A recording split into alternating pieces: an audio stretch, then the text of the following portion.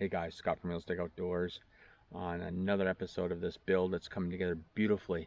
Stay with me on this one. It's a short one, but so much happens in this one. It just pieces together perfectly. Stay tuned, you're gonna love this one.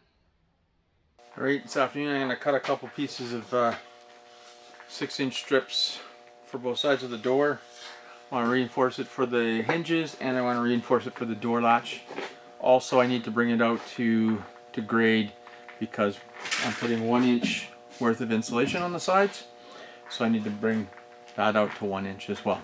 So I'm going to cut up a couple of these 1/2 inch strips and glue them and attach them to the sides of the door. Stay with me for this.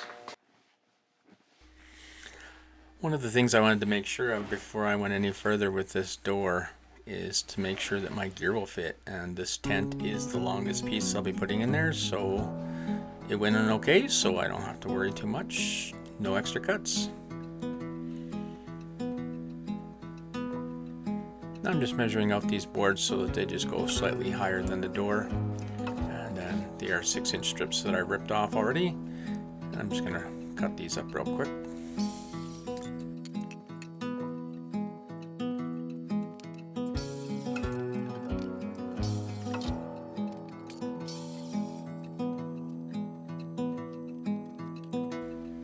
Now that I have them cut, I'm just going to use some clamps, stick them on, just make sure they fit the way I want. And now I'm just going to slather some glue on here, just some standard white wood glue. I want to make sure they're glued well together and have enough glue to add to the adhesion onto the camper. I will be doing some screws, so it's not too big of a deal. Now I have my countersink bit here, and I'm just countersinking some holes. And I'm going to fire some screws in there. I've already checked to make sure they don't go all the way through the wood so they don't stick in and poke my eyes out. That'd be a bad thing. So I'm just ripping off some countersinks and adding some screws.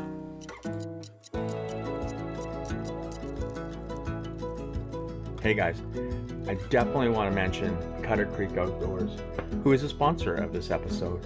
They have been an integral part of getting this camper from scrap to this beautiful camper that you see behind me. If it wasn't for them, this wouldn't be even an issue. Thanks very much to Cutter Creek Outdoors. It's insulation time! Chill out. But I'm not gonna, because I'm gonna have insulation and heat. Ow! Yes! Let's go! Okay, I'm just adding a couple extra of the stirrups across the back before I get finished up here and get that insulation started. I'd already started putting one on there and putting it in place to see how many I needed, and I realized I didn't have enough and I had to go to the store and get more, so it was a good thing that I did that test.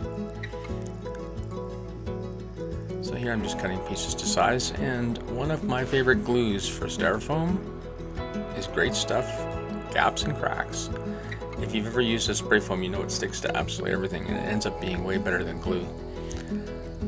So I've used that here to adhere it into place, and once I had them in, I just added a few screws just to keep, because it expands, so you don't want it to be pushing off of your styrofoam, and you don't want that to have a big gap.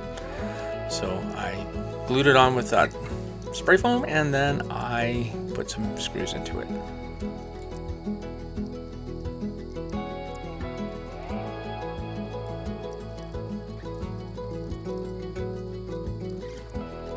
Now I'm just taking my X-Acto knife and going around the edges using the actual frame as the trace and cutting the styrofoam down and getting the shape back. And this thing is coming together fast now. It's looking sweet.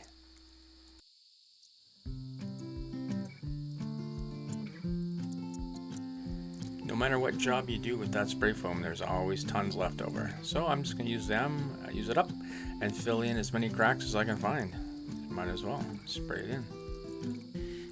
I built a little switch cover out of a piece of walnut, and I drilled 4 holes in it, and I attached 4 switches into it, and now I'm just measuring to find the best place I'd like that switch set to be. I think it ended up being just a little lower than I would have loved, but in this case it'll work out fine. So now I'm going to get my wicked new saw out.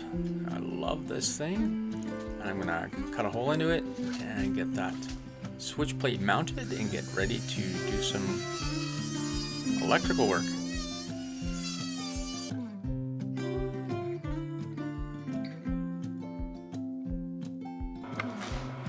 This is the first time I've owned one of these tools, and I cannot say why I've never had one of these before. I don't know, but holy mwah! Oh, this is lovely.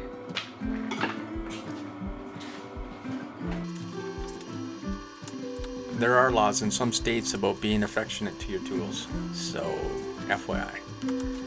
Now I'm just going to carve out the styrofoam for this and put the switch plate in place, add a few screws, and it's ready to go.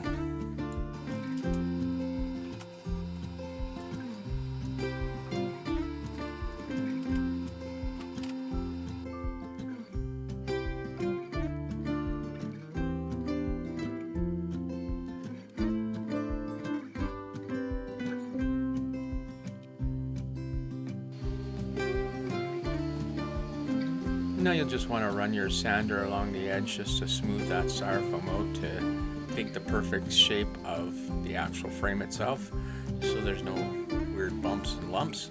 So when you put on your surface, it doesn't get a little bumpy in it. You don't want that after the amount of time you spent. Then I'm just going to use the sander to sand down some of the spray foam that's dried off around the edges of the wood and the edge of the door frame. Get this smoothed out. The inch styrofoam didn't stick out past my 1 inches of wood, so I didn't have to sand down a whole bunch of styrofoam, which is a good thing. It was perfectly level.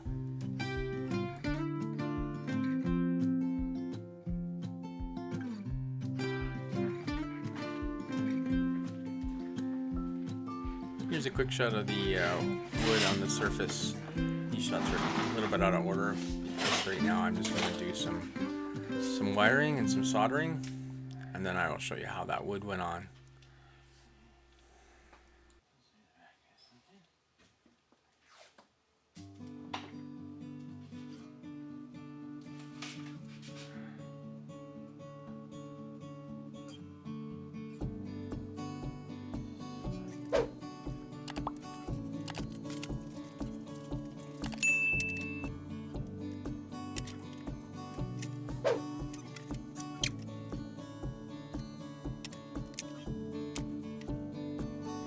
So I brought the hot wire up from the bottom where it's going to store the battery, and I connected it to the center of all of these switches, and that will be my hot running post.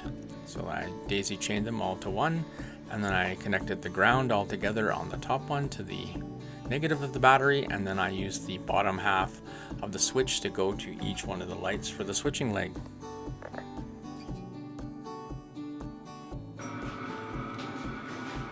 Okay, I'm going to turn this sideways now, and I'm going to clamp on the sheeting that I'm going to put on the outside of this and then sketch it out best I can, because I'd like to cut it outside on a couple tables. I was going to route it, but I did a test and the routing did not work very nice. I might do one more test, and I'm just afraid it's going to gouge it again. I am putting some cedar trim around the edge to hide my screw marks and just to make it look pretty, but I'm afraid I'm going to ruin it, and I've only got 2 sheets, one for each side. So it might be best just to jigsaw it outside and tape it all off so there's no scratches. The first thing I did is I added a couple clamps onto this so that when I set the sheet on there, if it happened to slip down, it wouldn't dent or bend. I didn't want any dents in that bottom piece because I needed to sit nice and flush on that aluminum. Then I just added a couple clamps to the sheet itself onto the frame, and then I went on inside with a big jumbo Jiffy marker and I traced it all out.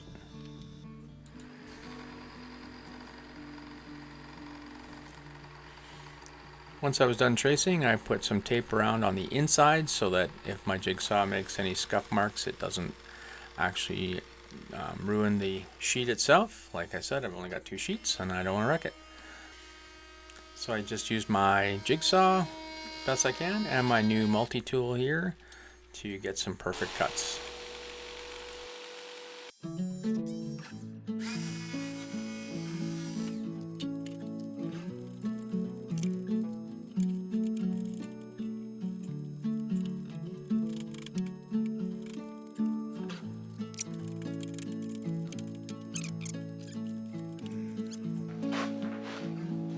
Put some PL 400 on it. Got a few screws that are going around the edge where it'll be trimmed with cedar. So it's gonna look friggin' awesome. And this composite, aluminum, plastic, or composite, and then aluminum. It's hard to flex. Here's a piece of it. And you can bend it. But the cool thing is, I don't have a hammer handy, but it is impervious to denting. There's no dents on that, but it's so light, and it's not all aluminum, but the outside is aluminum. Here's a piece you can see that was cut from my router. It's just a thin piece of aluminum, but it's nice and light.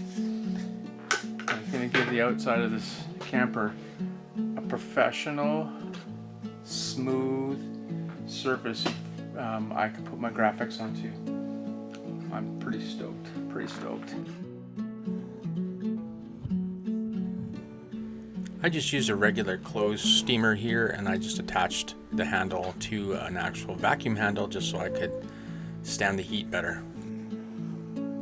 Okay, back to the wood. You'll see the lines on here. I actually drew them out, and I was going to gouge them with the circular saw, but after a test, I just couldn't get it right. It was just too thin, and I was afraid I was going to cut through it. So I just ended up spending a lot of time, approximately 45 minutes to an hour on each side, bending it, or steaming it, I'm sorry, and then I added these ratchet straps on. So about every 5 minutes of steaming, I would click these ratchet straps down one more bit, and at the end, it actually was bent and followed the curves perfectly, and it dried nicely, and it looked amazing. But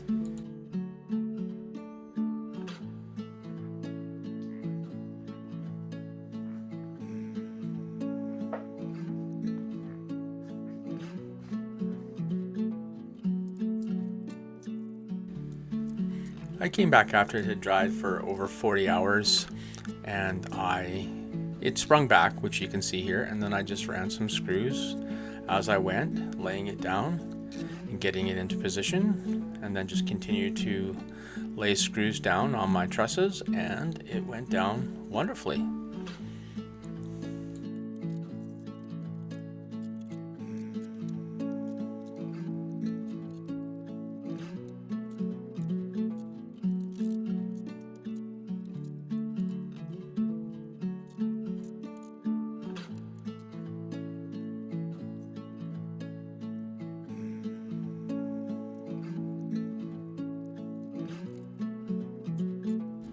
Then I started on the back, which has a much steeper curve, and it was going pretty good. And do you remember that butt from earlier? Well, I did some cuts. It still didn't bend. I steamed the heck out of it yesterday. The back side, I steamed it for almost an hour. I got it to bend. It stayed in position.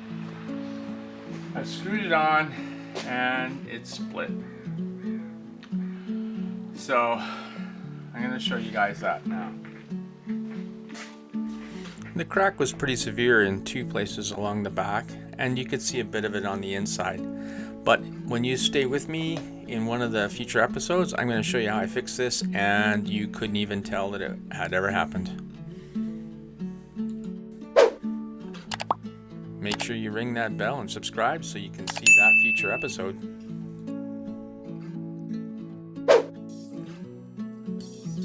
I measured up the curves on the actual camper itself using that curly tape you see there, fabric tape. I knew where it started and where it finished, and then every inch I cut halfway into the styrofoam, which was tedious and messy, and it got everywhere, but It was very satisfying, and the curve worked amazing. I couldn't believe how well it worked.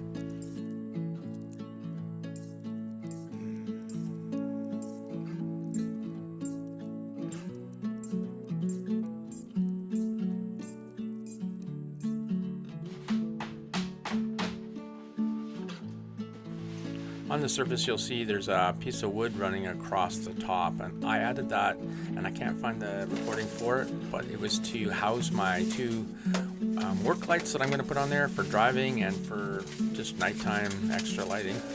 And I put 2 bolts into it to protect the 2 nuts that I seated into the wood. And so getting this styrofoam in place, I just banged it on there. I measured where that spot was, and then I had to cut some slots to house that board. But it caused me a bit of an issue coming up. Stay tuned for that.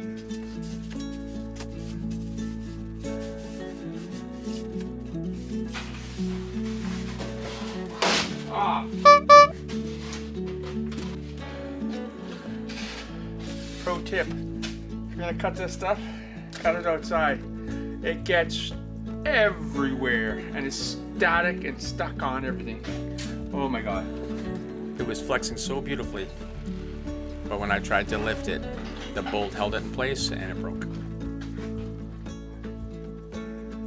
But as you can see, it was an easy fix. I was able to glue it and put the other piece right up against it nice and snug and put a screw into it, and you can barely even see where it was.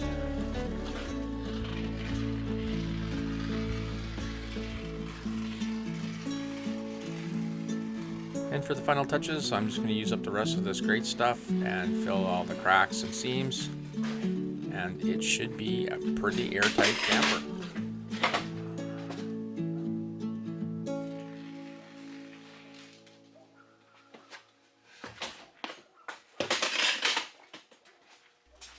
Then I'll just let that dry out and sand the edges smooth again, and she is one well insulated camper.